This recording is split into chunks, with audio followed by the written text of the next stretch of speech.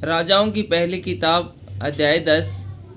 सीबा की रानी का आवागमन। जब सीबा की रानी ने यहोवा के नाम के विषय सुलेमान की कीर्ति सुनी, तब वह कठिन कठिन प्रश्नों से उसकी परीक्षा करने को चल पड़ी। वह तो बहुत भारी दल के साथ मशालों और बहुत सोने और मणि से लदे ऊँट साथ लिए हुए यरूशलेम को आई और सुलेमान के पास पहुंचकर अपने मन की सब बातों के विषय में उससे बातें करने लगी। सुलेमान ने उसके सब प्रश्नों का उत्तर दिया। कोई बात राजा की बुद्धि से ऐसी बाहर न रही कि वह उसको बता न सके।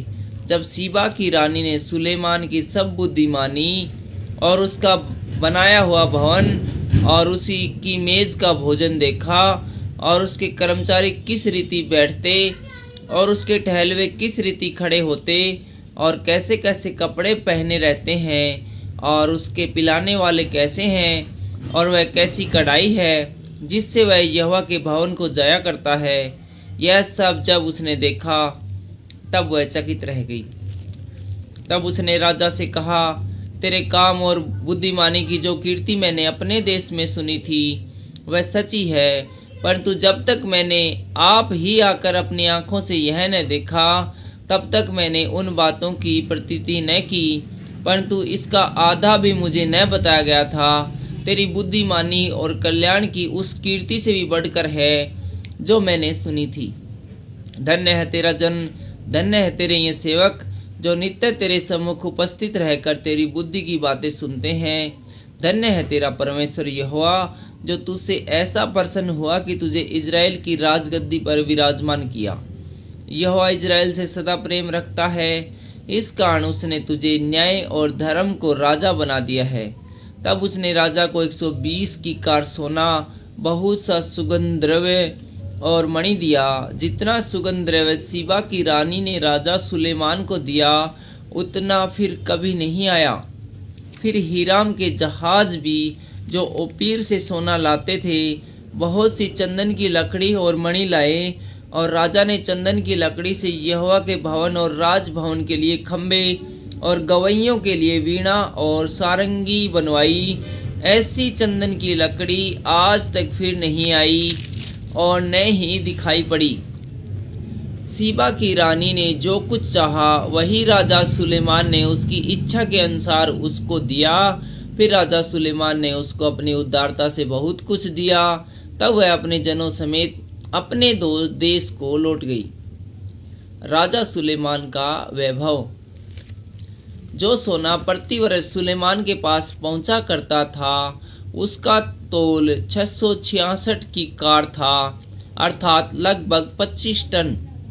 इसके अतिरिक्त सौदागरों से और व्यापारियों के लेन देन से और अरब देशों के सब राजाओं और अपने देश के गवर्नरों से भी बहुत कुछ मिलता था। राजा सुलेमान ने सोना गढ़वाकर 200 बड़ी बड़ी ढालें बनवाई। एक एक ढाल में 600 शकेल सोना लगा। फिर उसने सोना गढ़वाकर 300 छोटी ढालें भी बनवाई। एक एक छोटी ढाल में 3 माने सोना लगा और राजा ने उसको लबानोनी वन नामक भवन में रखवा दिया। राजा ने हाथी दांत का एक बड़ा सिंहासन भी बनवाया और उत्तम कुंदन से मंडवाया। उस सिंहासन में 6 सीढ़ियां थी और सिंहासन का पिछला भाग गोलाकार था और बैठने के स्थान के दोनों ओर टेक लगी थी और दोनों टेकों के पास एक एक सिंह खड़ा हुआ बना था और 6 सीढ़ियों के दोनों ओर एक एक सिंह खड़ा हुआ बना था। कुल 12 सिंह बने थे। किसी राज्य में ऐसा सिंहासन कभी नहीं बना। राजा सुलेमान के पीने के सब पात्र सोने के बने थे और लबानोनी वन नामक भवन के सब पात्र भी चोखे सोने के थे, चांदी का कोई न था। सुलेमान के दिनों में उसका कुछ लेखा न था, क्योंकि समुद्र पर हीराम के जहाज़ों के साथ राजा भी तरसीस के जहाज रखता और 3-3 वर्ष पर तरसीस के जहाज सोना, चांदी, हाथी दांत, बंदर और मयूर ले आते थे। इस प्रकार राजा सुलेमान धन और बुद्धि में पृथ्वी के सब राजाओं से बढ़कर हो गया और समस्त पृथ्वी के लोग उसकी बुद्धि की बातें सुनने को जो परमेश्वर ने उसके मन में उत्पन्न की थी, सुलेमान का दर्शन पाना चाहते थे। वे प्रतिवर्ष अपनी अपनी भेंट अर्थात चांदी और सोने के पात्र, वस्त्र, सुगंध द्रव्य, घोड़े, खच्चर ले आते थे। सुलेमान ने रथ और सवार इकट्ठे कर लिए। उसके 1400 रथ और 12,000 सवार हो गए और उनको उसने रथों के नगरों में और यरूशलेम में राजा के पास ठहरा रखा। और राजा ने बहुतायत के कारण यरूशलेम में चांदी को ऐसा कर दिया जैसे पत्थर और देवदारू को ऐसा जैसे नीचे के देश के गुलर। और जो घोड़े सुलेमान रखता था वे मिस्र से आते थे और राजा के व्यापारी उन्हें झुंड झुंड करके ठहराए हुए दाम पर लिया करते थे। एक रथ 600 स्केल चांदी में और एक घोड़ा 150 स्केल में मिस्र से आता था। और इसी दाम पर वे हित्तियों और अरामियों के सब राजाओं के लिए भी व्यापारियों के द्वारा आते थे।